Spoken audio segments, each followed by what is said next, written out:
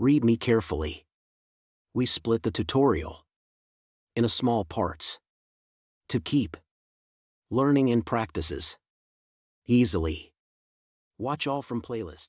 করতে অনেক সময় লাগে, কিন্তু অভাব নাই, প্রচুর আছে। জাস্ট সময় দিয়ে দিয়ে খুঁজবেন, অনেক সুন্দর সুন্দর প্রফেশনাল ডেসক্রিপশন পাবেন।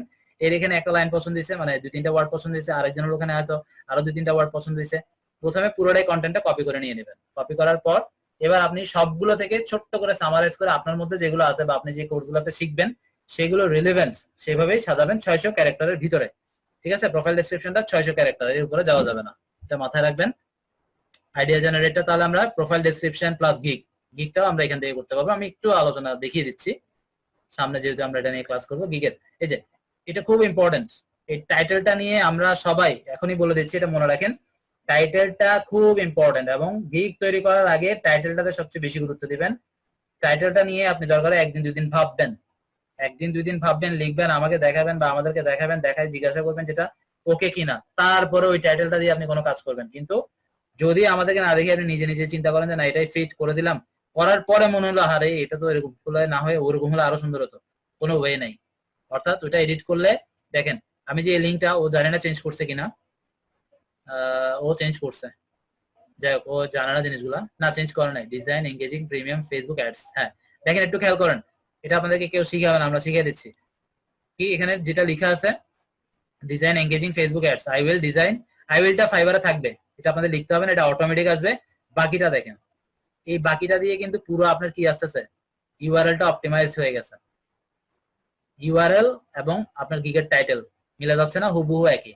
এখন আপনারা যদি এটা প্রথমে করলে এরকমই আসবে, সেম ওটা যেরকম আছে আপনারটাও সেম আসবে, কিন্তু পরে আপনার মনে হলো যে এটা আমার একটু চেঞ্জ করা দরকার, ওই চেঞ্জটা যদি করেন তখনই হবে সমস্যাটা। তখন ইউআরএলটা আগের মতোই থাকবে, টাইটেলটা আর মিলবে না, তখন এই দুইটার মধ্যে একটা গ্যাপ তৈরি হয়ে যাবে।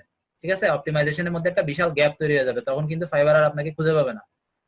এই জন্য আপনারা টাইটেলটাতে পুরো গিগে না যতটুকু গুরুত্ব দিবেন তার চেয়ে অনেক বেশি গুরুত্ব দিবেন এই টাইটেল, কারণ টাইটেলটা নেক্সট টাইম চেঞ্জ করা যায় না, চেঞ্জ করতে হলে পুরো গিগটা ডিলিট করে নতুন করে আবার করতে হয়।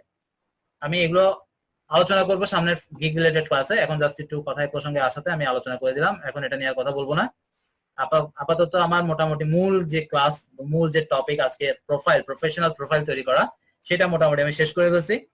এবং আইডিয়া কিভাবে জেনারেট করবেন, আইডিয়াটা ডিটেলস এখান থেকে পাবেন। আপনি শুধু ডেসক্রিপশন তারপর এই যে স্টোরি এটা না, আপনি আরো অনেক কিছু পাবেন। একটু নিচে আসেন, দেখেন ওই স্কিলস গুলো পাচ্ছেন, ও যে স্কিল গুলো আসলে আছে ও সেগুলোই দিছে এখানে, ও কিন্তু অনেক কম দিছে, ওর আসলে দরকারও নাই দেওয়ার, যদি লেভেল 1 হয়ে গেছে।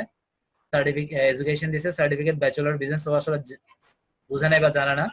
এখানে আসলে আমাদের এই রিলেটেড দিলে আমরা খুব ভালো, আর এগুলো আসলে তেমন একটা দেখা হয় না। আচ্ছা এই রিলেটেড অনেক আছে মনে হয়, এই যে certification soft skill management advance, হ্যাঁ এই যে জিনিসগুলো ওরা আছে, সেই জন্য এটা দিলেও কোনো সমস্যা নেই।